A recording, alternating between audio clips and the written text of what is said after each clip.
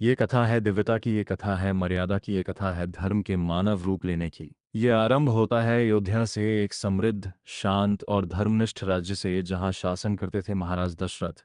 सब कुछ था उनके पास, वैभव, यश, शक्तिशाली सेना और सुखी प्रजा। पर हृदय में एक पीड़ा थी।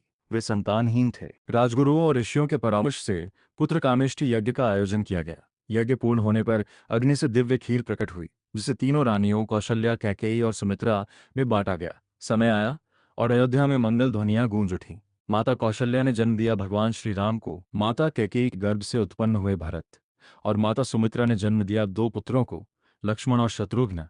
अयोध्या दीपों से जगमगा उठी। देवताओं ने पुष्प वर्षा की। पर यह केवल चार राजकुमारों का जन्म नहीं था। यह धर्म के पुनर्स्थापन का प्रारंभ था। चारों बालक बड़े हुए। राम गंभीर, शांत और तेजस्वी थे। लक्ष्मण सदैव राम के साथ रहते जैसे उनकी छाया हो। भरत विनम्र और धर्मप्रिय थे, जबकि शत्रुघ्न सेवा और निष्ठा के प्रतीक बने। एक दिन अयोध्या के दरबार में महर्षि विश्वामित्र पधारे। उन्होंने दशरथ से निवेदन किया, मेरे यज्ञ को राक्षस बार बार नष्ट कर देते हैं। मैं आपके पुत्र राम और लक्ष्मण को अपने साथ वन ले जाना चाहता हूं, ताकि वे यज्ञ की रक्षा करें। दशरथ का हृदय कांप उठा। राम अभी किशोर थे, पर गुरु वचन सर्वोपरि था। अंततः राम और लक्ष्मण गुरु के साथ वन के लिए प्रस्थान कर गए। वन की यात्रा केवल एक यात्रा नहीं थी, वह एक तपस्या थी। वहीं राम ने पहली बार अधर्म के विरुद्ध धनुष उठाया। घने वन में राक्षसी ताड़का का आतंक था।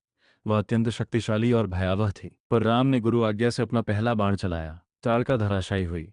यह केवल एक राक्षसी का वध नहीं था, यह राम के अवतार का उद्घोष था। धर्म की रक्षा हेतु उनका संकल्प प्रकट हुआ। इसके बाद राम और लक्ष्मण ने विश्वामित्र के यज्ञ की रक्षा की।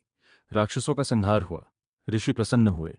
तभी विश्वामित्र ने उन्हें मिथिला चलने को कहा, जहां एक भव्य स्वयंवर होने वाला था।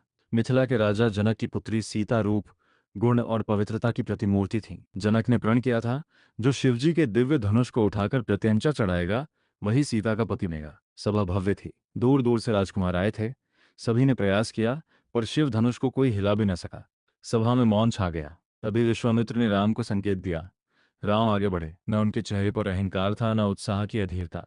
उन्होंने श्रद्धा से धनुष को प्रणाम किया और सहज भाव से उठाया। सभा स्तब्ध थी।